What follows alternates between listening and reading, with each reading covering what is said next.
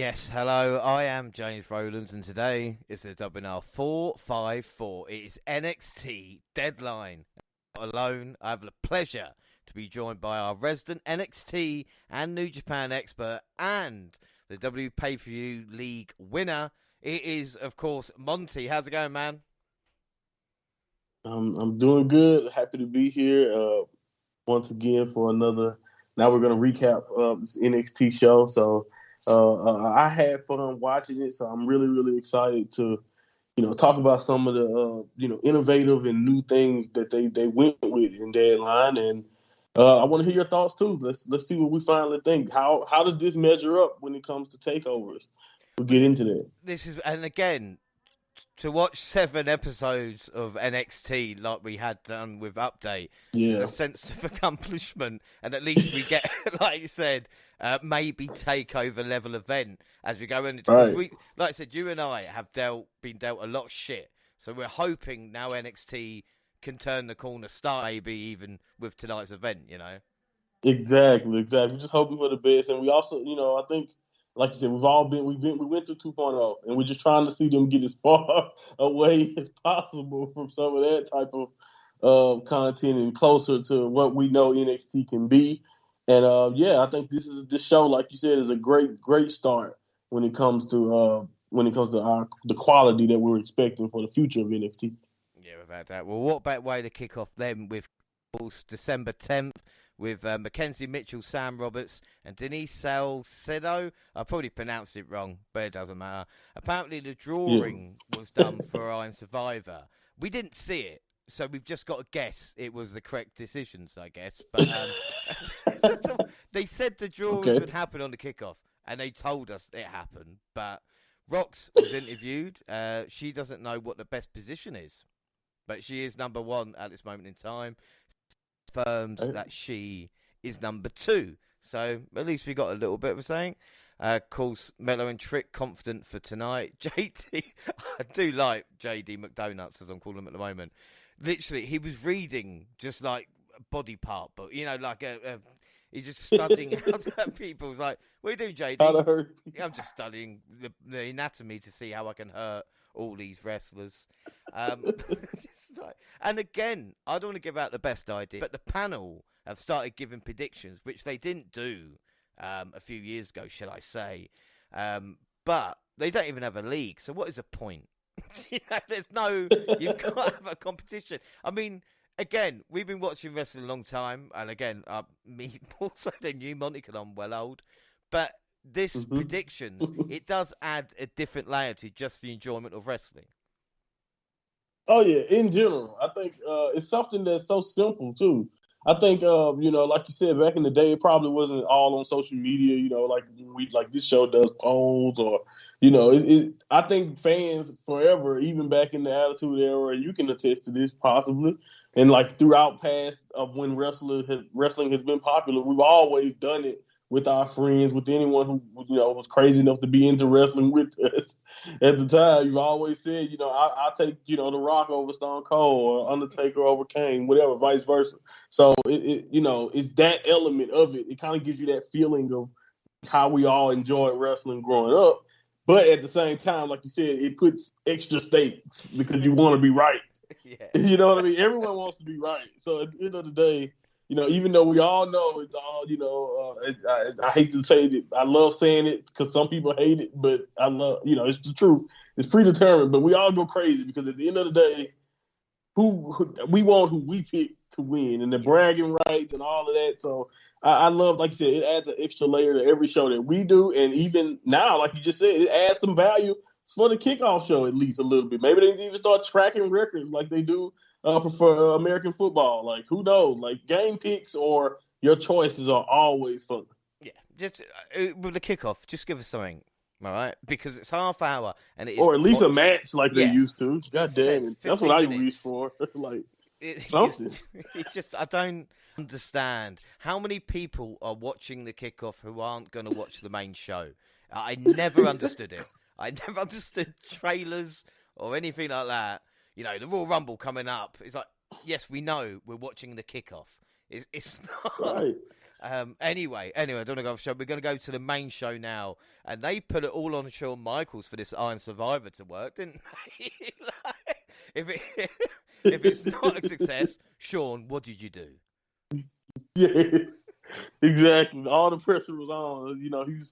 He was going to be like you said, the face if it all went well, and he was going to be the person that everyone blamed if it was a mess. So yeah, man, he took it, and also like I said, we have to highlight that they also tried to keep commonly mentioning his past, but like Iron Man trying to relate that too. So it's just like at the end of the day, Shawn is intertwined all into this. So yeah.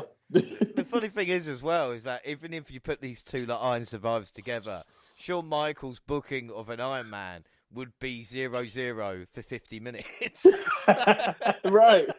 Exactly. It wouldn't be that much fun, I suppose. But and again, I'm a bit disappointed with the standard kind of promo to the show start. And I know we've been spoiled with Ozzy Osbourne and stuff like this recently, but it felt more like a TV special than a takeover. And hopefully it proves me wrong. I agree 100%. Also, I just have to mention, I didn't say this, I don't think, on the pre-show. The Deadline name also made it feel thrown together. Because from the moment I heard that, it was like, I came in with certain expectations. Like, I don't know, man. We'll see how it turned out. Seems like they just need to come up with something after War Games got took away. So, but definitely, this. I was really looking forward to see where would this show stack up. Would it feel more like those TV American bashes that happened during the pandemic or something, or will it be like I just mentioned earlier, takeover level? Yeah, about that. Well, we get straight into it with the Women's Iron Survivor match. I did like the graphics with the scores and times. Very simple. Like we talk about with Iron Man matches and some of these, the kind of graphic will disappear and you're going, well, how long? What? But with this, even where it was in the kind of crowd on the screen, the women's not as much, but like I said, when we talk about the men's, it kind of really kicked in to it. But like we said, we saw Roxanne Perez and Stark start and went back and forth. We were neither getting close to a fall. We see Kiana James took the third spot and he got a pin on Roxanne, but Stark broke it up. Stark and Rox exchange of strikes was a highlight in this matchup. Stark got the first pinfall on Perez with a GTS variant. See Cora Jade coming out and mocking Perez in the penalty box on the way to the ring as a fourth. The moment she got out of the penalty box, Perez attacked Jade and Stark. Jade rolled up James for a surprise pinfall to get her first point. Indy Hartwell ran in with immediate fire and pinned Perez off a big boot. Perez finally got a fall off a roll-up on Stark, and then Rox pulled ahead with a pop Rox on Jade. So in the end, Roxanne Perez was the only woman left with two falls. Cora Jade, Zoe Stark, and Indy Hartwell had one, while Kiana Jade did not pick up a fall. As for the match, like we said, there wasn't. How can I say? It was good, but like I said, once it got to the men's, it kind of clicked for me. At this point, I'm looking through it and I'm thinking, right. But there's a couple of points. First off, what do you think about the match? Yeah, I understand what you're saying, but I thought this match was fun at times. When it's a new stipulation, you really just want to see how they execute it, and I think they actually did a good job, at least specifically with the story they told. From Roxy's point of view with the comeback, I kind of like that element of it. I don't know if that just have more to do with me kind of liking that beat the clock kind of sprint towards the end, or is it just like you said, having the scoreboard and following? Like it kind of remind me too. It's not the same, but it's also like with Heritage Cup, that like you mentioned, that game vibe of it all, or like that match vibe that it gives off when it comes down to having a time limit and a scoreboard. So again, I was kind of curious to see how it would turn out. And, and once the clock started to get close to 25 minutes, like I said, I think that was pretty much the most exciting part of the match for me. And like I said, Roxy executing her comeback story when she trailed the entire match and she still ended up on top. I thought it was a hell of a moment for Roxy in that sense.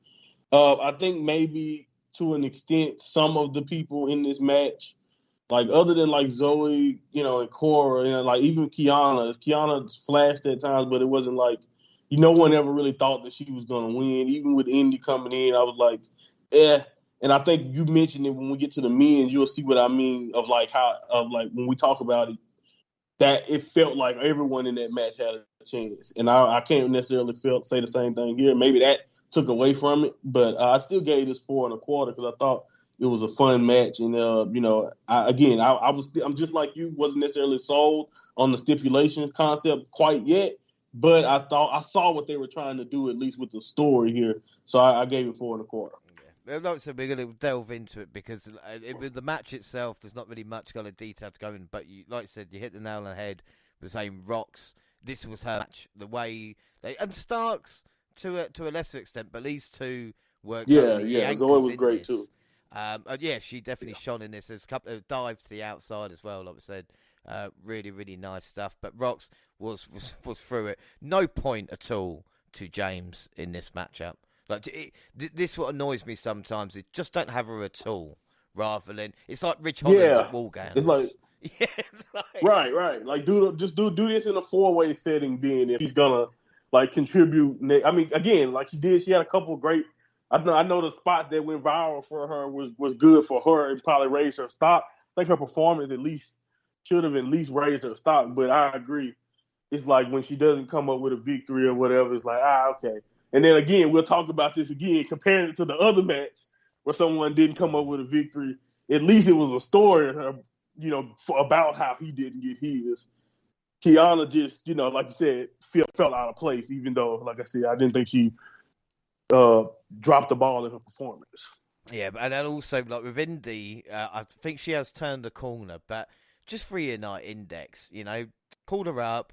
And have that story. You've got all the parts basically there. You can even have, and I don't think anybody would want it apart from you and me, like the Way reunion. Like imagine that on the main roster. Or especially the index storyline that is there. Just I don't. You look at this, the talent, and you go right. For me, Cora and Rox are going to feud over the next year with the title on the line. Even Rox pinning Cora to give her that win. I think is a great little bit of storytelling that we talk about. And I just think the others in it was just, apart from Zoe, but Zoe, Stark for me, needs an injury-free year. We've seen the potential there. I agree. And just, what I mean? Just get through a year. But she's someone who can be ready too, if she, like you said, if she can prove to be durable. Yeah, that's what it's saying. And but the other thing I really liked was Booker crying. Yes. Absolutely. And I promise you, it's so great. Like I did love that moment because he did seem so proud. You can tell he was proud from her entrance. He was like emotional. So Booker definitely felt something. But I just love now the contrast from a match later. That happened. Oh my goodness, the complete opposite feeling later in the show. But yeah, Booker nearly stood the show. He nearly was my MVP for tonight. The way he was at one point on commentary, especially before the main event, looked so. Someone took liberties, but again, we'll get on to that. Keep making them, Booker. That's what I say. Did you notice the one guy in the crowd who just kept shouting, "Let's go, Roxy"? I guess he just wouldn't give up. Come on, guy. Let's go, Roxy. He was determined to get that started. It's like, God damn it, And at this point, watching the first match, I would change the penalty box, and instead you are pinned, when you are pinned, you can't pin anyone for like 2 minutes. I mean, imagine being cleared to pin someone with like 5 seconds left or something like that. The excitement, or 2 seconds and you're 1 second out. Right. But again, my opinion of the match type did change later, and this match flew by, and I'm going to give it a 4.25 out as well. So I completely agree with you with that. Poll wise, well, Zoe Stark got 0%. I mean, I didn't even put James in it. What's the point? Rox got 20%, Indy 26%, and Cora Jade with 53 to actually get the win. So Jade was the favourite. As for predictions, of course, this is the last event of the year. And with prediction leagues before deadline. So at the moment, the bonus league, which we're going to look at, because of course the WWE league was won by yourself. I, of course, won the AEW league, and I'm probably going to be the only time I'll be able to say that without getting an earful. But bonus-wise, Gina's on 7, Jaxie's on 20, you're on 10, and I am on 14. So it's going to be very, very interesting to see what happens. Well, Jaxie went for Cora, the rest of us went for Rox, so Jaxie's on 0, and the rest are on 1. And usually, Monty, I do like to skip the in-between. I think everybody does. You fast forward the adverts. There's a there's a Pretty Deadly video. I watched it all. I watched it. I'm not missing that. And of course, Vengeance Day, February 4th, as mentioned. Booker crying as well, as we did talk about. And Tatum and Ivy won a title shot. That means curtains, doesn't it? Yeah, man. What a division that they have to go through to get there. Like, they just have so many. I mean, they've overcome a lot so far, haven't they? You know, like you said, it's a long journey. Long-term storytelling is what it's all about. There you go. Slow burn. Yeah, but this will sound silly as well, but I'm actually proud this next match is on what I call a takeover card. Of course, Alba Fire versus Isla Dawn. A couple of great entrances. I mean, these guys, they might be UK, but I feel like if you're watching these, you probably wouldn't know because of the entrance and the kind of aesthetic that they have, so to speak. They're big-time players, in my opinion, especially how, you know, like I said, perception is key. So when you see the entrance, you're like, fucking hell, the big deal. Right, and I also think the funny thing, too, is that for people who may not be familiar with them, when you watch their entrances, you can already kind of get an idea of like, okay, like that's just how good they are with their character work. So like you can see, okay, you may not know how deep into the arts or witchcraft Isla is, but when you watch her entrance, you can get a vibe that okay, no, everything ain't right there. Stay away. You know what I'm saying? And then the same thing goes for Alba. Like, she looks like a badass. She, you know, the entrance, everything about it, the fire, the smoke.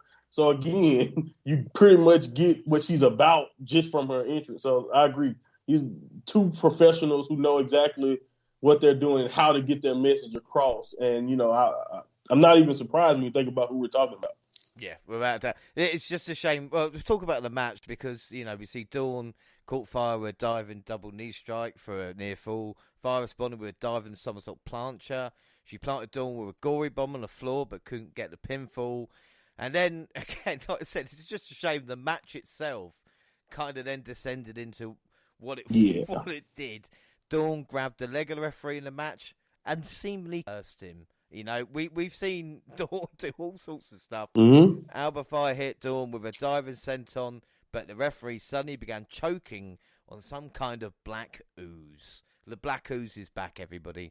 In the chaos, Dawn sent Fire into an exposed turnbuckle and then planted her with a standing elbow drop for the win. And we were talking about this, and you, again, bang on the money, Monty. But what did you think of the shenanigans? Yeah, you know, that might be the only thing I can take away from the match. But honestly, I wouldn't because, like you said, I understood. Like, I can understand if you don't know what the hell Isla Dawn is about and it's your first time watching it, you're like, oh, no, what the hell is this? Why is the ref... You know what I mean? But if you're like you said, if we have that prior experience, we've seen not only the goo, but we know that we know that there's witchcraft going on here. So, you know, I'm not really that surprised the more I think about it. I kind of knew some type of, you know, mythical chicanery would be going on when it comes to the finish. But up until that point, I really liked the work in the ring. And again, I guess I should expect it because this is, you know, formerly Kaylee Ray and Isla Dawn we're talking about here. Two people but it felt like when the NXT UK women's division would get time, and maybe it was a title match or whatever, it felt like one of those matches where they had time to craft a logical story from a wrestling point of view. And I thought they really did good. But like, again, the finish may have been a little bit overbooked. but it does keep everything going.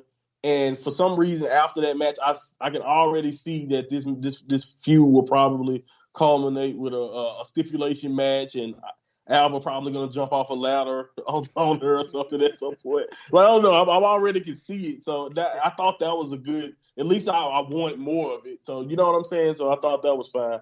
So I gave it 4 stars overall. I ended up liking the match, but yeah, they kind of went. Sometimes you go a little too wacky with the finish because maybe you only needed a quick distraction to throw her into the turnbuckle. You maybe didn't need both the ref weirdness and the turnbuckle. So yeah, it's kind of overbooked, but still good. Excuse me. Well, like I said, the rematch will be like no DQ. Like I said, in our heads, we know we'll be talking about that rematch in a couple of months on an update. You know what I'm saying? But like I said, both work well, but not enough stakes. Especially you and I. This is great true. Because, like, but even if it was like a number 1 contendership to Mandy on Tuesday, might have made a bit more sense. And again, if people were watching this and they thought like Alexa Bliss was weird, then Dawn. Yes, 100%. You ain't seen nothing. I mean, even her smiling, getting beaten up, just kind of so good. And what's crazy, looking at both women as well, is Katie Ray. I consider her a vet, a veteran as it was. She's only 30. Like we talk about like her being past it. I mentioned in the next match, but like. The next match too, like Pretty Deadly's age. I was like, I looked them up because Booker T just kept harping on how young they were, and I was like, oh, well, we're there. He's right. Elton's like 25, and the other one is 28, I think. So yeah, they're hella young and great already, even though they've been doing it a while now. They are. Well, I mean, I'm literally gonna just go mental over them in a minute. But like I said, there is talent. There is talent here. Like I said, that these women are gonna have bright futures. And I'll tell you something. And again, I hate it's not AEW booking, but I think these two as a team. Yes, I was thinking about that. Like, right? Don't it make sense? I mean, like I can see it right now, the Dawn of Fire or something. No, you've come up with a name, sir. Oh, well done. That'd be awesome. I like that. Yeah. No, just think, that'd be awesome. Both of them running at you with baseball bats on fire, like you. Right. And like like they both got like maybe like a darker aesthetic, going back into like more. She already has red hair like a witch, like you would think of a witch. So I can see it now. So I thought about that too. I'm glad you mentioned it because I thought about it when they were wrestling. I'm like, they would make an awesome team. Like we talk about how undeep that division. The tag division is, but man, I don't think Caden would want to see them too. Caden and Katana want to see them. No, well, I mean, man, like I said, that's good. No, I'm going to give that 3 3/4 out of 5. Like I said, it was all right for the action, but again, could have done maybe a little bit more time. We know what both women can do. Poll-wise, Alba Fire, 63%. Predictions. We all went fire, apart from, of course, Monty. So it means Jaxie on 0. Jaxie, do not listen to this podcast. Gina and I on 1, Monty on 2. But you mentioned them just a minute ago. And yes, the NXT Tag Team Championship was on line. Pretty Deadly. Yes, boy! Versus the New Day. Before, though, New Day did chat with Mackenzie Mitchell. And if they're not careful, Big Body Harvey's going to be after them. All right? Just watch it. The New Day, though, would you say... I think, for me, it's the biggest response in years from an NXT crowd. Oh, yeah. Like, I mean... Oh, yeah, man. They were into it, man. The entire time, too. Like, it wasn't like... You had the entrance pop and, again, of course, the chants and all of that, but... Throughout this match, man, they were rocking. They were into every single thing they did. So, yeah, man, you talking about sounding like they were getting their flowers, man. The New Day definitely had everyone on their feet. Well, like we said, they know top-tier talent. And when you've got the greatest tag team in professional wrestling history going against the New Day, you know you're going to have a good match. So, I'm ready for. And don't think I didn't notice Pretty Deadly had great Santa-inspired gear.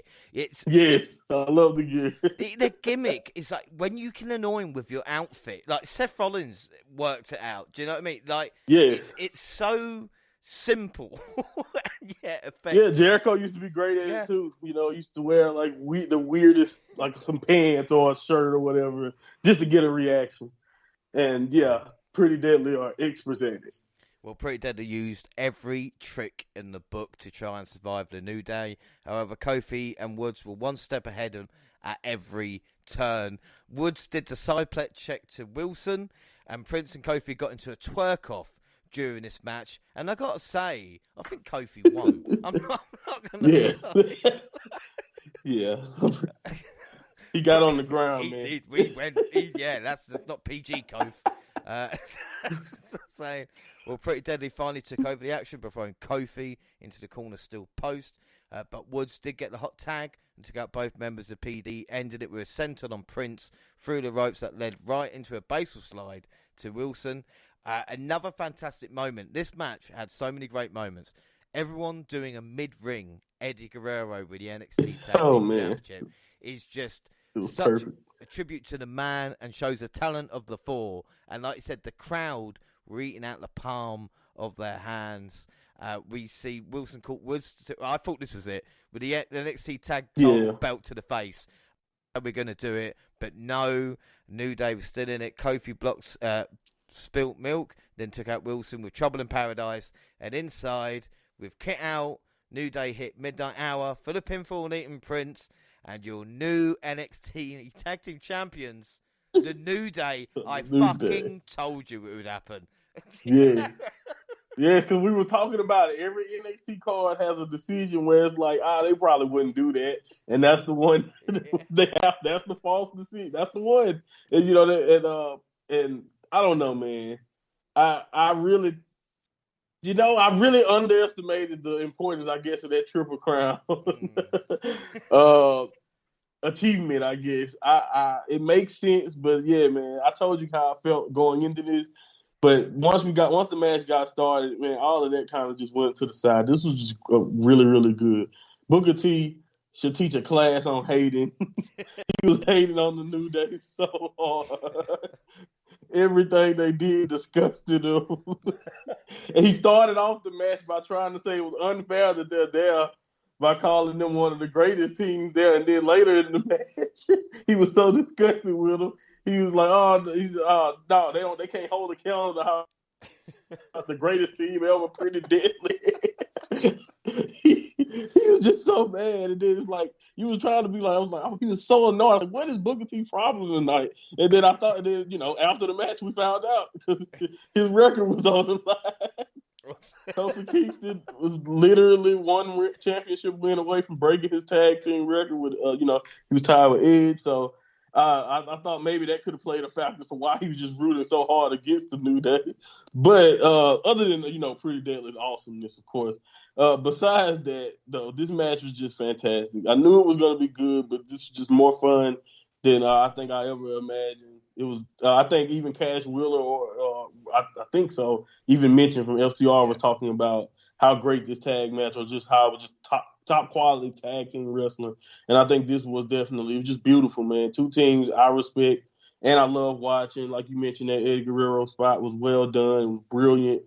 And man, like you said, the crowd may have made it better. I could be tripping, but I couldn't find nothing to fault with it. Honestly, when it comes to a tag team match with two, like I said, for a tag team title, even with the title change that I did not see coming, I gave this 5 stars. I really enjoyed it, man. This was, I would recommend, if it's, again, from Deadline immediately, this is the match that, besides maybe a match with, right after this match is something I really would recommend anyone to check out when it comes to tag team wrestling, because it's up there, in my opinion. And it didn't have any of the bells and whistles yet. So I can only imagine what they can do down the line if they have a rematch, maybe, or maybe we end up with another multi-man tag match at Stand and Deliver. We'll see. I'm really curious to see what the future of the tag division is now with the New Day carrying it, but I have no problem with seeing the New Day on my television screen more.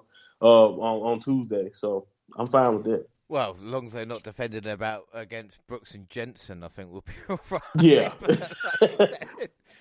Yeah, this match is a wet dream of mine, no doubt about it. And the thing I like the most is Pretty Deadly didn't look out of place against the greatest tag team in W history. No, Booker, I know you don't agree with that. And another thing as well that I really, really liked, and Monty, you mentioned it, and it's talking about FTR, because, they responded saying, yeah, we're 7-star FTR, but they also had a match the same weekend against the Briscoes, which was a dog collar match, which again, a great tag team. But if you look at the complete opposite of what the Briscoes and FTR was compared to Pretty Deadly versus New Day, because this was kind of family-friendly fun, like twerking and all this kind of stuff. And yet both matches delivered 5 stars, and it just shows you what tag team wrestling can actually do. It's not just one thing, is it? 100%, exactly. That's what I like. You can have that style of a tag team match, and you can have the death match, or you can have the what do they call it? Dog collar match, I think it was. The dog collar. Okay, yeah, I don't know why. I really hate that stipulation, but to be honest, it was, again, like you said, physical, violent, completely different tone from this match, but still beautiful professional wrestling nonetheless. And that's what makes wrestling so beautiful. That's what I don't understand about why people argue about, the differences in wrestling. What do they prefer? You prefer whatever you want, but wrestling is just so beautiful that it can be done, like you said, in 2 completely different ways, millions of ways. You can get the same result and be genuinely entertaining. And I think, like you said, both of those matches 5 stars, and they're completely different. But yeah, man, the New Day and Pretty Deadly, I really like you said. I'm glad that it happened when it happened, because again, you can put both of those matches next to each other, and I think they both can be held in the same quality, even if you don't think that, because you're looking at the stipulation of one match over the other.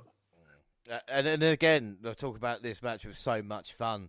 And I've said it before with Pretty Deadly, but I do, and again, this is how old I am, Monty. I remember when Edge and Christian started as a tag team, and we weren't sure who they were. And the first match against the Hardys, No Mercy 99, I remember it like it was yesterday. And just wondering, with Pretty Deadly, like I said, they delivered a performance here. Their selling and bumping was on point. They just need to find their kind of Hardy, so to speak, with this. Right. But again, just really, really good stuff. And they've got a knack, like great tag teams have, like great champions have, of losing the titles. But if the New Day are going to lose the NXT tag team titles now, just if we were doing it between us, it would be Pretty Deadly will win them back, as opposed to another tag team, And I think that shows how good they are. Yeah, 100%. I think that's who I favor next over anyone right now.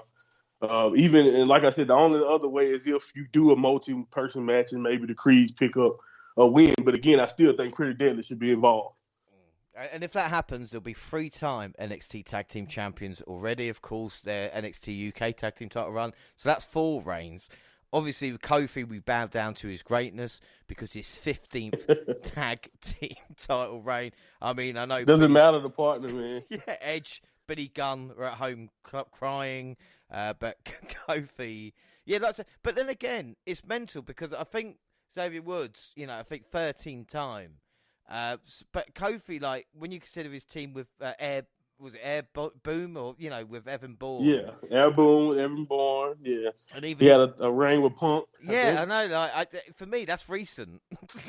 Yeah. And I think, wow, but what a moment for everybody. The only thing that I would want from this moment would be a bigger arena. Like you said, if it was, imagine this was, 16 or 20,000 people there. Probably wouldn't because it's NXT at the moment. But this match deserved it, Yeah, man. Want to take over Brooklyn or something, man. Yeah. A crowd like that, or down in New Orleans. Yeah, definitely would. Again, I cannot wait, and I think when you watch a match like that of that quality, it's only a matter of time before Pretty Deadly is on the main roster and possibly, doing this with, maybe some of the teams up there, even though, again, I think they're going to be relied on heavily whenever they go up there because, it's not, neither division is the deepest. No, and again, we're Pretty Deadly, and I know I've gone on about them, but they've got this ability to be heels that no one else can be on that roster. And, face run, probably out of the question at the moment, but they're so adaptable. Yeah. Just look at what Alpha Academy are doing, and they're featured week Right. in, week out. And Pretty Deadly could be more silly, the backstage segments as well. But like I said, great stuff. 5 stars for me as well there. Absolutely brilliant stuff. Poll-wise, Pretty Deadly with 57%. Predictions, we all went Pretty Deadly. So Jaxie's still on 0. Don't mean to laugh. James and Gina on 1. And Monty on 2. Toxic Attraction confronted the tag champions until brawling with Niall and Paxley. And then it was a men's Iron Survivor Challenge. We started off with JD McDonough, or Donuts, and Axiom. In the 5-minute period, and we see JD with a rolling clothesline and powerbomb in the first 5 minutes. They picked up where he left off before the leg popping, is what I thought. Just like the way it went. After coming in third, we see, of course, Mello scoring the first fall with a rebound cutter on Axiom. And again, I don't want to give Grayson Waller credit. And we've talked about this finisher before, but it's ever going to work. It worked big time as he hit the double cutter. This is the one scenario. He was built for the Iron Survivor Challenge. The first time where I was like, you know what? That his finisher was very useful right there. That was perfect. Yeah, well, he got the pin on Axiom and then on JD. And again, I might complain here about length of waiting until pinning an opponent, but I'll let them off because it did look good. We see Axiom into the penalty box. And he closed the penalty box and beat down JD. And JD's face on the plexiglass going down. It's just like... And then the serious stuff happened because Grayson called Booker a bitch. And I was personally shocked. I mean, even Booker was going, tell me he didn't just say that. Tell me. Yes. Tell me. Like, can you, really? What do you? I mean, do you think he apologised afterwards? Do you think he just said, "Oh, I got"? Because I know you could be a heel, but I think if that was me, like the bitch just slipped out. He had to give him a heads up, but I don't know if he knew he was going to say that. Like he was like, "Yeah, Book, I'm gonna mess with you out there, right? About your Fave 5," and then, I don't know if he told him he was going to say, "I'm gonna call you that." But man. Either way it go, man. I don't know how he get away with it. He has to apologize afterwards, though, right? Because you've got to. Because Booker's looked well pissed off. Like even as we went to the main event, and Vic's going, "Are you right, Book?" And Book's just like, "I don't want to be here. I want to go in the back and just be like, what the fuck did you just say to me? Do you know who I am?" Right. And then it made me wonder. I'm like, are you trying to tell me they're gonna do one of those, commentator angles with Book in the wall or down the line, it was definitely shocking to say the least. Like I said, if it builds towards Grayson and Booker, great. But like I said, it was just one of these things you're going, fuck it. I don't know if that was meant to happen or not. And if Booker, I bet he's asking Stevie Ray to come out of retirement. He goes, come on, we can beat this reign. We can beat New Day and get it done. But whilst Waller was gloating after his bitch calling, Axiom caught him with a roll-up and then hit a golden ratio on JD for a second pin.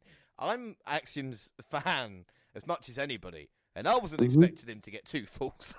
Yeah, it happened so fast. I was like, wow. Yeah. What the hell? Fair enough. Then we see Joe Gacy got the final spot and locked Axiom in a label lock for a fall. The Series got his revenge by doing the same with Waller's help to Axiom in the penalty box.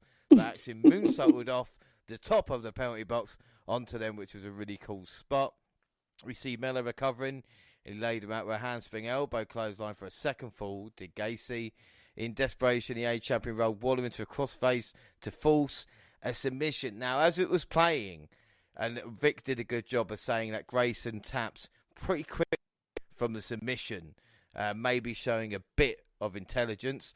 We see JD taking everyone out with the devil inside. This was good because it was just nuts, heads. Do you know what I mean? Devil inside. Nuts. Devil inside. Right. just flopping his head around everywhere. It's like a bobblehead, just nuts. Devil inside. Just boom. Everyone came back, break up the pinfall on him, and he found himself surrounded and was met with kicks.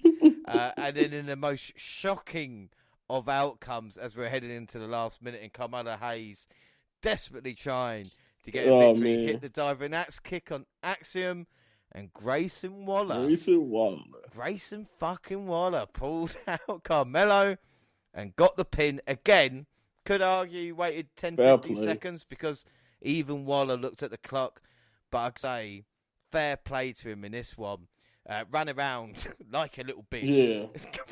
I love that too. I was about to say, at first I agreed. I was like, maybe he should have waited, but then watching him flee and try to save everybody else who could have got pinned was beautiful. It was just like, what a coward. I love it. Well, I love it. Incredibly, like I said, Grayson Waller was the Iron Survivor. Put him ahead of Joe Gacy, Mello, and Axiom, who had 2, and JD with no falls. 0. I tell you what, I mean, again, we're going to it. JD was the red fucking herring here, and I felt big time. He ended up being I loved it, though. I mean, other than my prediction, I loved it because it just made so much sense. I told you it was the JD show. The last 6 or 7 weeks, he's been beating people up, hurting people, and all. He was talking a big game, being sadistic, and the fact that everybody decided, okay, we're gonna let him win. Anybody but him. Honestly, man, you have to appreciate it when it was executed well. And again, the thing I liked about it as well was the kind of with Mello being the favourite in this and playing off that as well towards the end. And like we said, as a concept, the Iron Survivor match actually worked and worked really well. There was no way this was felt like 25 minutes, you know? I agree. Yeah. The time just flies.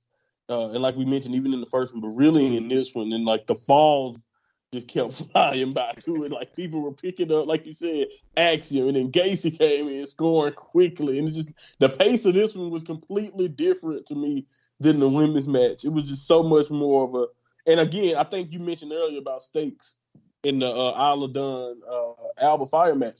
I think, again, in this match with the stakes, I mentioned the last minutes in the first Iron Survivor match, but throughout this match, it had a feeling of, wow, I have to pay attention because I don't know who's going to win this match at all. Like, it's just going to such a breakneck pace. When everyone was tied up other than JD, you was really like, I don't know. Did you have a clue? Like, did you think, this was Mello's? Because, like, at first I was like, maybe it was Mello time. But then it was just so chaotic. I really could not have a favorite at that point.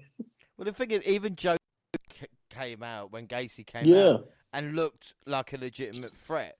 So, and we're saying no one wants that. No one want him to fight Breaker again. But he still looked good. Exactly. But even like Axiom had fire. Like, where did that come from? Come on. I agree. He was great. I think maybe it's because we both were always high on his work when he was a kid. He was again, he had life. And again, none of us thought that he should have been, like, we was like, he's the only babyface. We know a babyface is probably not going to win. So, but again, he even felt like he had a shot to sneak at the end there. So it was just, again, this is what I think this match was all about. The way this match was put together really made me feel like maybe even this stipulation wasn't made up. Like, this felt like this stipulation was meant purely for a match like this. Because, like I said, that pace, the fact that we never knew what was going to happen and who was going to win, and you couldn't really take your eyes off it, even though, like you said, not one time did the match kind of drag. So I really enjoyed that. And then, like you said, the finish, like I said, whether it was done on purpose like that or not, Grayson Waller, him running away and being, truly who he is, winning in that fashion was just perfect little bow on top of this one for me. So honestly, I think if they're ever gonna do this again, this is kind of like the model to follow. Yeah. So it's like hard for me not to give it 5 stars. Yeah, like you said, the match type worked so well. And again, if it was this time next year, another Iron Survivor, this is the base now, and it really, really worked. And again, like I said, Waller had brains, and that's another thing to his character. He's added. True. Like he's just been right. abrasive, and there's only so mmany times we've seen it with The Miz where you like kind of cocky, and when you keep losing, you go, right. Well, what's the fucking point then? Right, exactly. You're waiting for him to get that element because so far it's just all about going viral, or it's all about, again, not being smart. You just mentioned this time last year, if I remember right, he was the dumbest guy in like the War Games match, right? So to watch him, like you said, to over a year time, what he's learned again was to play the game, and he came out, like you said, with the perfect strategy from the beginning, and he finished that match. And he always, by the way, as far as like you mentioned, they played up Melo being a favorite a lot. But who was always there to foil Melo in this match? It was Waller. Like Waller was all over the place. He was always there to break up a pin or to get in the way or try to take advantage of something. So, like you said, his performance really, really was impressive here. And that was the best he's ever looked in one of these situations. Right, like I said, really, really good stuff. We're going 4 3/4 out of 5 for this. Poll wise, we have Axiom on 14%, JD McDonuts on 21%, Grayson Waller on 28%, and Carmella Hayes with 36%. Hayes with fake predictions. Well, I've got to apologise to Gina because I think I actually laughed when I saw your pick for this match. And again, right? Do you know what I mean? Like, come on, who would have? This just shows you that sometimes it helps. I gave him a thought. If you remember, I was like, it makes sense because I want him to fight Breaker first. But again, I was like, it probably makes more sense to do JD. So again, I talked myself out of it, but you're right, 100%. Like, the G site strikes again, man. I'm glad the predictions are finishing because she has been on fire. She is one, we'll get onto it, but the last 3 events, I think so we'll see what happens, but Gina gets the points. It means Jaxie still on 0, James I'm on 1, and Gina Monty on 2. And then we see Drew Gulak, who advises NXT start fresh and finds the success he craves. And Damon Kemp says, told him to watch his match. It's his first one in 2 months. I go, that's a long time, Damon. But again, Drew in NXT, it's got to work, especially if Dempsey is, part of the plan.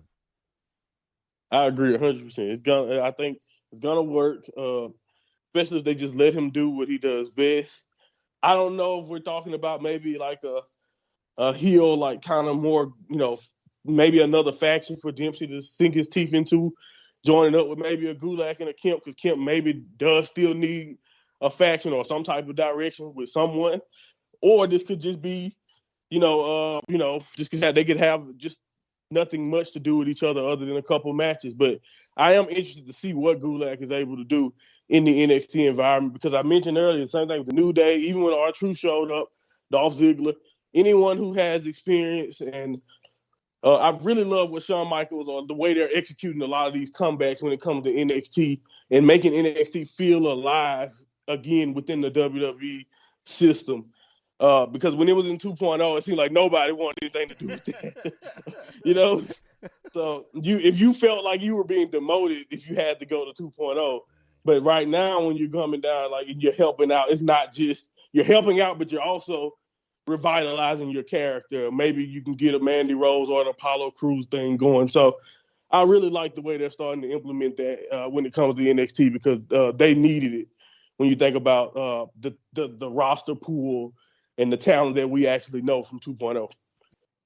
The issue is, if you, like I said, great young talent, but no one's really leading. So you kind of, like you said, you need the experience there to be able to tell him how to work, so to speak, and try to do it like this. So this is hopefully what we're seeing. But as you just mentioned him now, and it's the biggest match of Apollo Crews' NXT career. Like I said, his second run now, and he's going for the NXT Championship against Bron Breakker in the main event. And Bron's video of who he beat was cool, but my issue was then his entrance, and then he gave me a fucking seizure. Because yeah. So, I honestly thought I'd been pepper sprayed. Like, that's how bad it was at that point. But anyway, I managed definitely had to put your shades on. Jesus, give us a warning, Yes, please. Well, Apollo Crews used everything in his arsenal to defeat Bron Breakker, but nothing really worked. Breakker took out Crews outside with a somersault plancher and then dived into a knee from his challenger. The camera did zoom in on Crews' eyes. He tapped into something internal and then began running over Breakker with 3 power bombs and a frog splash. Breakker hit Crews with his own finisher for a near fall, and then of course the challenger did the same to the champion. And then finally, like every NXT match it seems this past year, Breakker ended it with a spear to retain his title. And afterwards, Grayson Waller took out Breakker with a running cutter and kneeled over the champion with his NXT Championship. Now, what I say to you, Monty, and this is a lot of people maybe have mentioned it to me as well. Imagine if Grayson Waller could cash in his opportunity for the Iron Survivor and walk away with the NXT title then. And then you've got Bron back on the chase. But again, either way, maybe that would have then made sense for this to be the main event. Right. Yeah, maybe. I can understand that. But you know what? The funniest thing about that is that I didn't know if that's how it worked. So honestly, I was like, do we do it like Money in the Bank? Can he win it now when it first happened? But okay, so I'm assuming they're going to set a date of some sort. Maybe that's how it's going to work. But another thing that came to my mind once I kind of got over that, I was like, okay. And they kind of cut to black. I was like, I can already see Grayson running into the ropes and getting speared, running through, flipping up and getting speared. So part of me is like, maybe you're right, James, but at the same time, I also see that finish in my head already. And I'm like, please don't tell. I can already see it. Is that a good thing if they actually do it or not? But yeah, I don't know. We'll see. But it's say that it's like when Mello springboards across beautifully off that. Yeah, for the clothesline. He just he's gonna get hit by a spear. He's gonna get speared. Yeah. Oh my goodness. You know what? And the thing is too, don't we already have? I know he does the guillotine too, but don't we already have a guy beating everybody with the spear? And I know Edge is out of sight, out of mind for now. He'll be back. I'm assuming maybe even in Royal Rumble, but. We have to. Come on now. I understand he probably can't do the choke slam spine buster on everyone, but. Yeah, but he could. Yeah, do you know what I mean? He played football though, so never mind. Whatever. He's just like it is more impressive. Not the spear, the other finisher. Yeah, the choke slam thing. Yeah. But I was a bit disappointed with this. I'm going to call it a dud as such, but I've just felt after the night that we had, with this main event. Right. This could have been any episode of NXT. Right. And that's the problem. Yeah. And the story was how evenly matched they were as athletes and all of that, the combination of speed and power, of course, that they have. But and it had some moments, like you mentioned, but I agree. It felt more like that. It didn't feel like one of those takeover main events, those, classic NXT championship titles that we know of the past. And also, like you mentioned, feeling like television, it definitely could have been like a regular NXT main event for the title. And you probably wouldn't have even noticed the difference in the way it was presented and all of that. And I think as great as Apollo even had when he had his flurry, when he went crazy eye Cruz, as I called him, because that's pretty much what happened. He started to bulge his eyes, and apparently now he's angry. But, the thing is, even when he did that, I didn't think if you remember the pop after he did his flurry for the count, it wasn't that no one was reacting, but no one really believed that Apollo was going to win that belt. And I think that really can bring a match that could be takeover level down to a TV level match, because that's what we get on TV a lot of times in television defenses is a pretty good match, but we know the champion is probably going to retain, and that's exactly what this ended up being. Well, we'll talk about the match rating in a minute, but talking about Apollo Crews for a second. Yeah. For me, his NXT run has been a disappointment. When you consider if this was the build-up for him coming back to lose to Braun, and what have we had, like a casket match with Grayson Waller, who now is the number one contender. So you built him up. Yeah. Right. So I don't know. I mean, what were your thoughts of Crews? Because it's like, what's next? Yeah, and I think the problem is that we already knew, or if you've been watching Apollo long enough, you already know he can go in the ring. I think a lot of people just expected him to finally take that next level, not only with character work, but just, like you said, maybe with accolades and all that also. So it's just like, when you have him losing this spot, and that's a really good point. I forgot about that Waller was just the person that he just got out of a feud with. And now Waller's in a better position, right there. So, that's an awesome point. I don't know what's next for Apollo.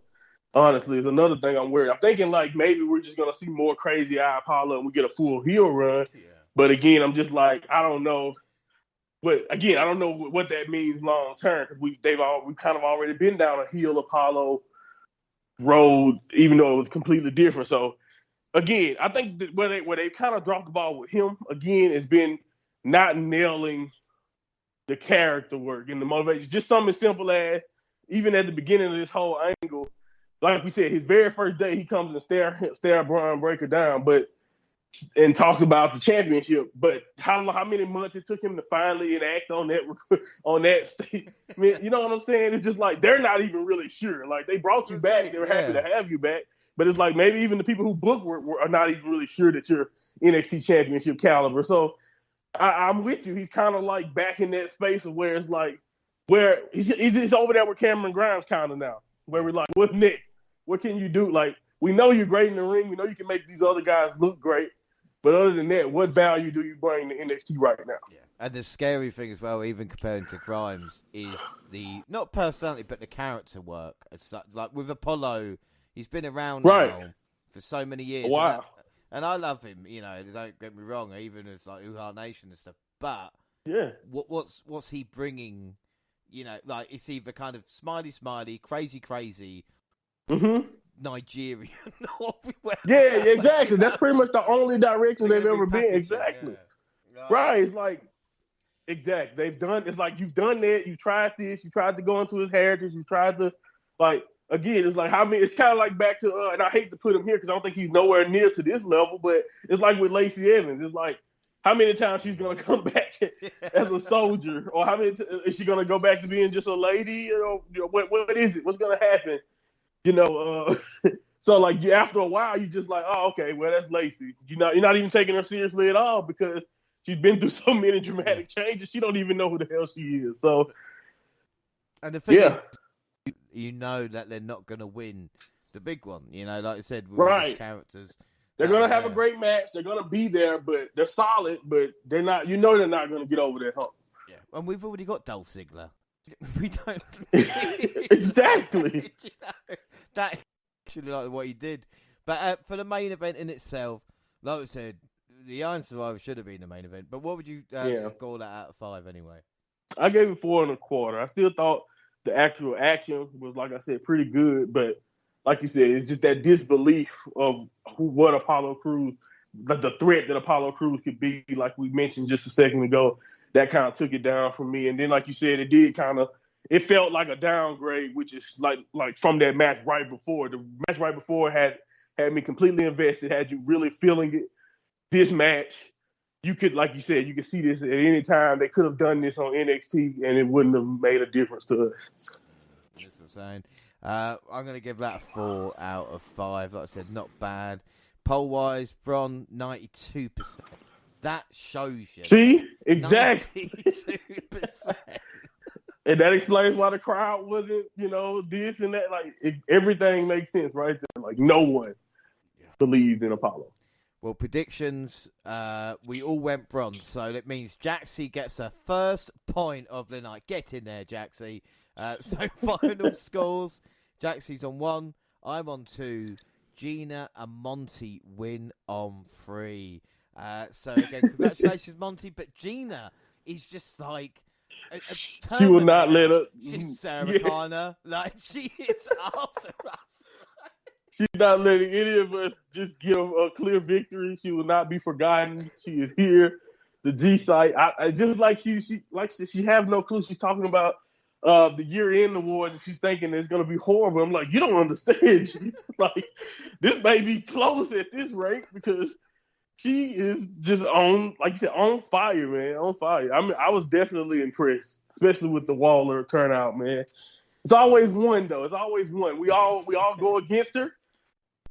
Yeah, we go against her on one, and that's the one. Every time we do it. But Gina's got this ability, like I said, to do that. Whereas Jaxie's just shit out of luck with NXT. But you know, as soon as it's like the one little change, and it will be like a perfect score. Like, you know what I mean? That's how close it is. But again, I'm glad our NXT expert got a victory with, of course, the woman that can see into the future. So then the bonus league has now ended. So bonus league, and it does, like you said, change a lot. Even at one point, because it means Jaxie and Gina are now level on 8 points each. So Gina is now level. Monty on 11 now, but by winning the league, I do get another 2 points on top. So I'm on 16. So yeah, but it's not over yet. Like I said, it's 5 points, but I mean, the year end we have got. Like 40 fucking... I kid you not. People listening now don't believe me.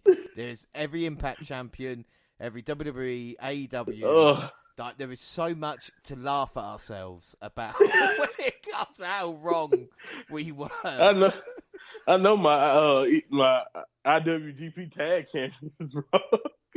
Did not think of LFTR. But like I said, it's not over yet. As for the show in itself, well, for me, the match of the night is going to, of course, be Pretty Deadly, side plate check on New Day.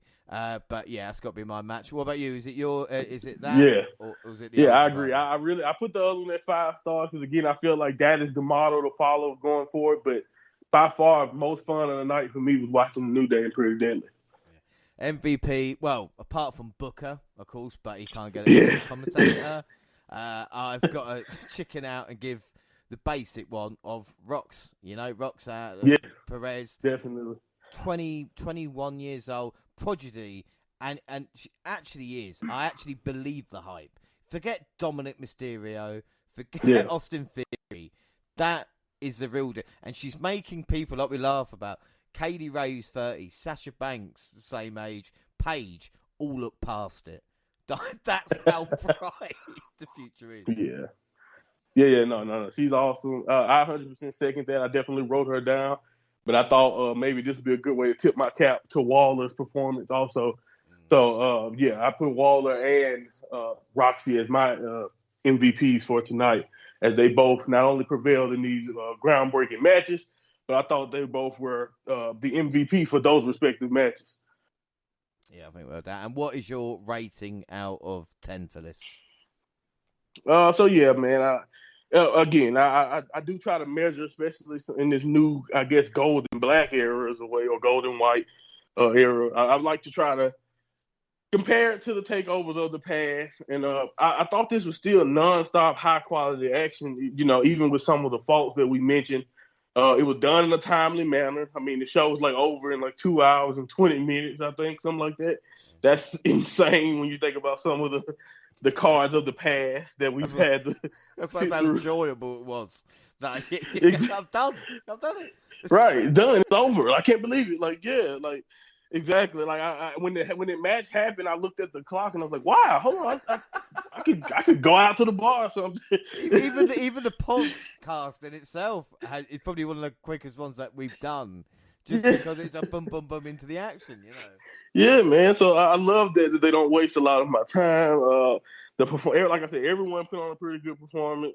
JD even mentioned on his Twitter, if you don't see what they're building in NXT after that show, you must not be watching. And I think, I just kind of paraphrased basically what he was saying. But yeah, that's a great point. I feel like this show really, really has me excited for the future and what's coming next. And like I said, when we were doing those 2.0 shows, I did not have that thought process. I was not really looking forward to what's happening next in some of those shows. But even in the world title picture for a change, like I said, even with the Iron Survivor, we talked about this when they had that Gacy storyline going on, and it just felt like the North American Championship was the belt to follow. While you just paid attention to whatever Braun was doing.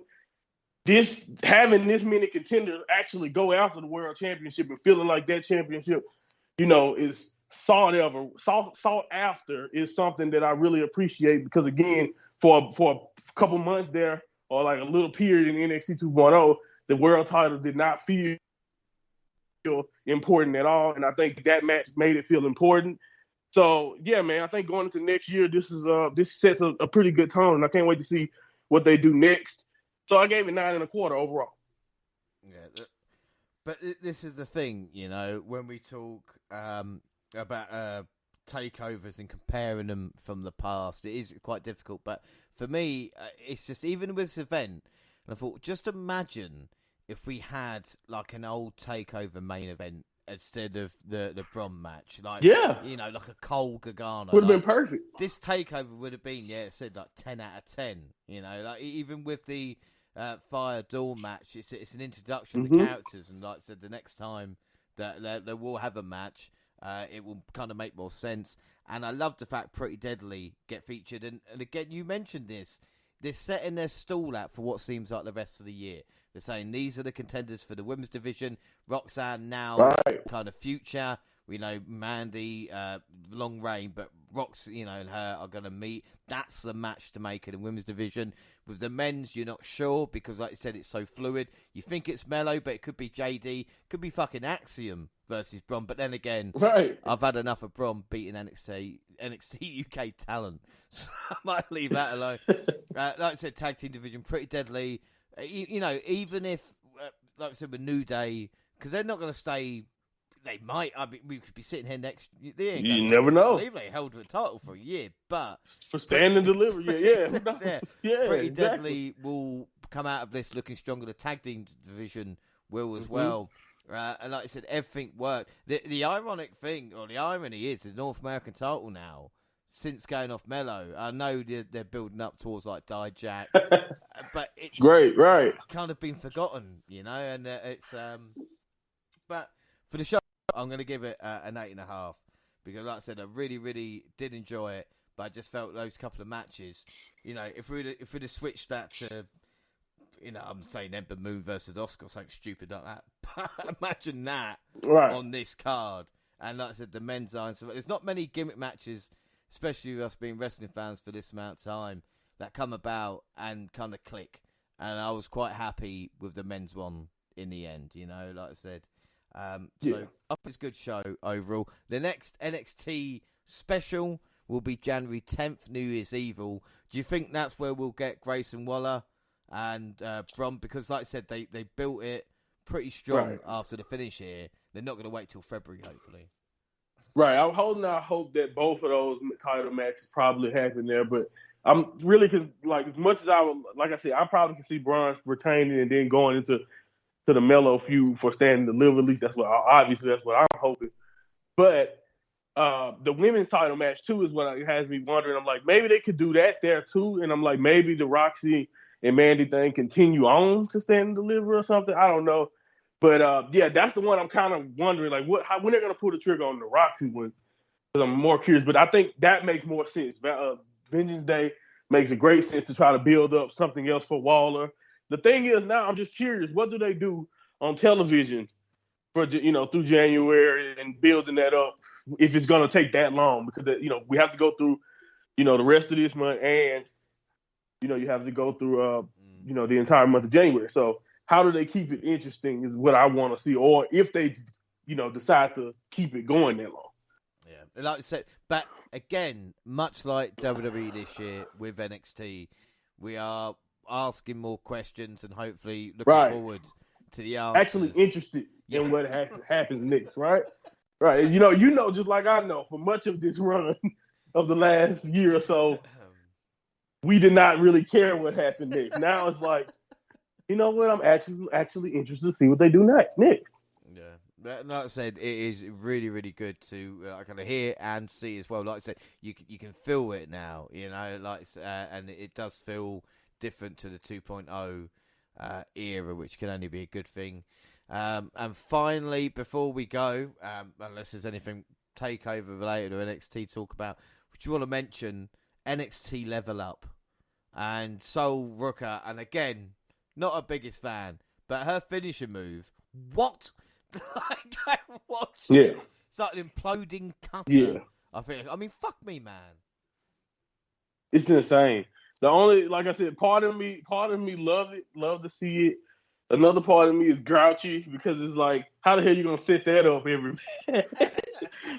That's the only thing. It's just like after a while, people are gonna know when you're heading to the corner, you know what's going on. So it's like I do think that gives them an opportunity to be creative and see how many different ways. Kind of like I was saying with Waller, how many ways can we make this move make sense and look good? So it was a beauty to watch, I must say. Even though I have seen it done before by someone else, it's wrestling. I saw a lot of people have a lot to say. I think even in the past, I think Brooks or Jensen took some to someone's stuff, and it's like it is, you know, it's wrestling. You know, everyone borrows from everyone. Hopefully, you can try to discuss that with originators of the move, but we know how it is. That's just not how it always works. But yeah, man, I thought it was awesome though. It was still a great move, especially with someone her size and the effortlessness, the way she executed it. Like it was well done. Yeah, without doubt. Well, that's NXT 4 now back in the new year of NXT update. Of course, looking at New Year Evil and building up towards Vengeance Day as well. I did well remember that off the top of my head. Monty, is there anything else NXT related to talk about, or are we done for a year? Done Yeah, for a year, not 8 years. Yeah. Oh yeah. Okay. Yeah, let's meet back in a year and just see how different everything is. No, I think that's it. That's pretty much it. We'll see what happens. I know you're looking forward to Odyssey versus Von Wagner. Oh, dream match coming up. You know. Ready for that classic? Let's go. Do you know what? To be fair, the only thing I want sorted out, and I want Gallus. I mean, that suspension seems unfair. Like it's true. No, matter of fact, I want them to come back and attack the New Day or something. Now that I think about it, you know, why not? Yeah. Or something like, let's add some more beef to the tag division again. I mean, they kind of just got threw out of NXT, so I'm pretty sure they'll come back with a force if they are coming back. So I can't wait if they do. Well, I was going to say, this Christmas, just think of NXT UK talent. All right, that's all I ask. Because some of them are suspended, some of them are injured, some of them are elsewhere. But that is it. Some of them on Rampage, randomly.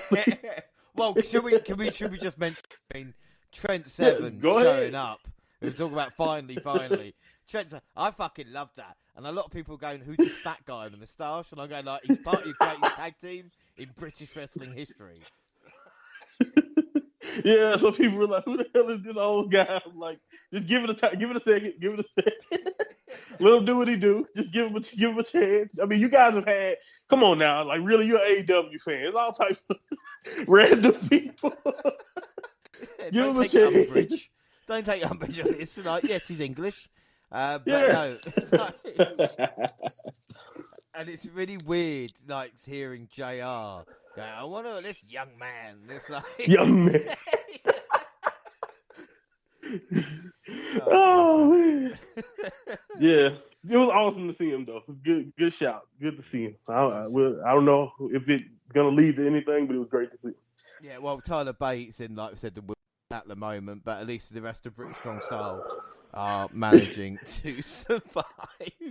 But that is it. Don't forget, we're across all social media, Twitter at the WNR Podcast. I'm at the WNR Joe, and you can find the entire WNR team on the Twitter banner. Or Monty, where can people listen to you? They can listen to me at Monty Pod, like you said, in your banner, or when you go to Twitter at Mind Monty Pod or Mind of Monty on YouTube. Again, we're going to be uploading clips. I do have a podcast that we'll be covering up where we talk about all the news going into Wrestle Kingdom 17. Even this latest news that I just found out today about Vince possibly wanting to return. Wow, I cannot wait to talk about all of that. But yeah, it's gonna happen. I'll let you guys know when it drops on my Twitter. So please go follow at Mind Monty Pod. And lastly, I forgot to say this. Where the hell is Mako? Like you mentioned Tyler Bate. Like where the hell is Mako and some of these I think there's a vortex NXT UK talent are just taking every like where's Blair Davenport? Like right. What happened? Like say they were Charlie for like 3 months. Like where the hell do these people go? Where are they going? But then again, it's not because Damon Kemp disappeared for 2 months. So that's true. You know, well, he did spend a little time over there. Maybe it is in the UK. It's like Back to Last the Future Legend with gone. the picture. Hey, Von Wagner will be next. That'll be a dream for you, I suppose. Oh yeah, thank goodness. Get him out of here. Yeah, no, but that's it. Thank you. Please follow at Mind Monty Pod. Give that a listen, everybody. WNR for Facebook and Instagram, of course, all Google platforms. Send us an email to WNRpodcast@gmail.com and YouTube Podcast. We have all latest clips and podcasts at the same time on YouTube as you do SoundCloud on your phone. Also Spotify and iTunes where you can download, subscribe, rate and review there. So our next episode, Monty, for you and I together, with obviously, like I said, Jaxie and Gina, will be the 8th annual WNR Awards. And they're all quite an old hat at this now, isn't it? Yeah, I remember my first one. Now, I'm getting more experience now, man. Like, right, just time is flying. I think it's your 3rd WNR Awards, which is when you think about still accomplished. Yeah. So winter is coming. Should be our next WNR podcast, hopefully. So that will be the cutoff. So any match of the years or anything else that happens after winter's coming in that kind of 2-week period, we are just shit out of luck. Right. So please, everybody, don't have good matches for the last couple of weeks of the year. Just take it all, please. Just phone it in. But that is it. Until then, I've been James Rowlands, and I was joined by, like I said, the fantastic Monty. And again, man, like I said, it's such a pleasure to do these updates with you. But again, it's an excitement because the product is actually improving in itself, and that means we can enjoy these shows. 100%. That is the key. Even when we go back to what like our Survivor Series review, AEW, say whatever you want on whichever one, New Japan, whatever promotion we're talking about, the quality of just what we're watching all the time makes these shows what they are, and we just be ourselves and react to them. So if the product isn't good, a lot of times these shows are a lot less fun. You know that. So yeah, so much better. I'm so glad that everything is getting better.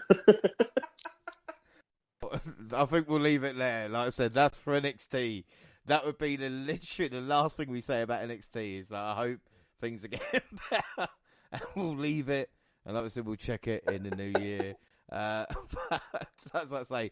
Thanks for listening, everybody. And again, I appreciate the NXT update because there are some people that might pick and choose. And I know there's a few people out there, Monty, that listen to us who basically we guide through NXT on a monthly basis. And that's why we do the update for.